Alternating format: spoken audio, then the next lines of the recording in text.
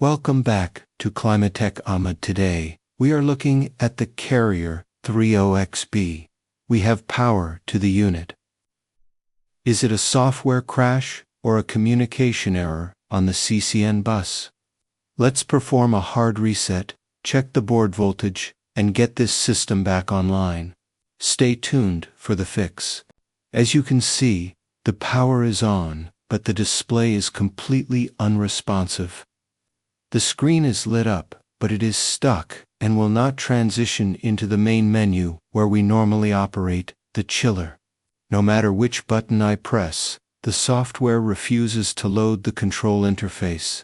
We are stuck on this screen, so let's investigate if this is a communication error or a total software crash. I have just replaced the display, and now we are waiting for it to power on. As you can see, it is currently showing waiting on the screen.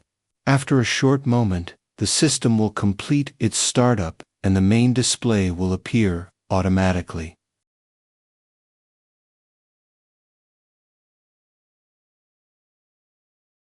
And now, the display is successfully powered on.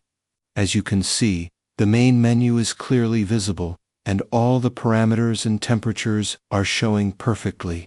Earlier, the display was completely faulty, but after replacing it, everything is working fine now. The system is back to normal and running smoothly.